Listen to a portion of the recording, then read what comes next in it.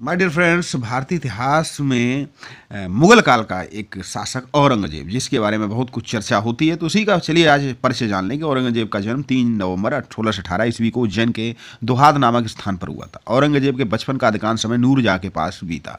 18 मई 1637 को पारस के राज घराने की दिलरास बानो बेगम के साथ औरंगजेब का निकाह हुआ। ठीक है। उसके बाद आगरा पर कब्जा कर औरंगजेब ने अपना राज्य अभिषेक अबुल मुजफ्फर मोइनुद्दीन मुजफ्फर औरंगजेब बहादुर आलमगीर की उपाधि से 31 जुलाई 1658 को करवाया। देवराई के युद्ध में सफल होने के बाद 15 मई 1659 को औरंगजेब ने दिल्ली में प्रवेश किया और शाहजहां के शानदार महल में जून 1659 को दूसरी बार राज्याभिषेक करवाया।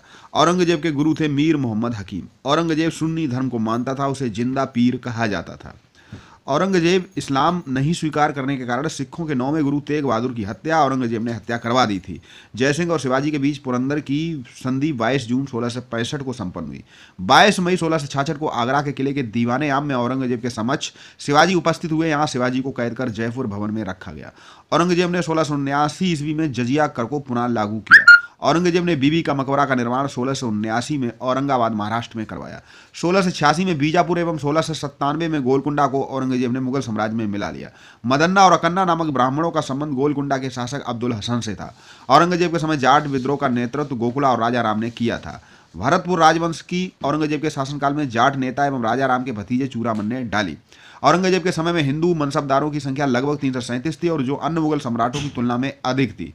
औरंगजेब का पुत्र अकबर ने दुर्गादास के बहकावे में आकर अपने पिता के खिलाफ विद्रोह किया था। ये वो अकबर नहीं। औरंगजेब की मृत्यु 4 मार्च 1707 ईस्वी को हुई। उससे दौलताबाद में स्थित फकीर बोहराउद्दीन की कब्र के अहाते में दफना दिया गया। औरंगजेब के समय सूबों की संख्या 20 थी।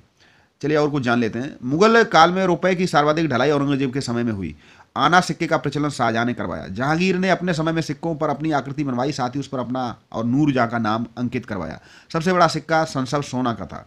स्वर्ण का सबसे प्रचलित सिक्का इलाही था। मुगल कालीन अर्थव्यवस्था का आधार चांदी का रुपया था। दैनिक लेन देन के लिए तांबे के दाम का प्रयोग होता था। 1 रुपए में 40 दाम होते थे। मुगल सेना 4 भागों में विभक्त थी। पैदल सेना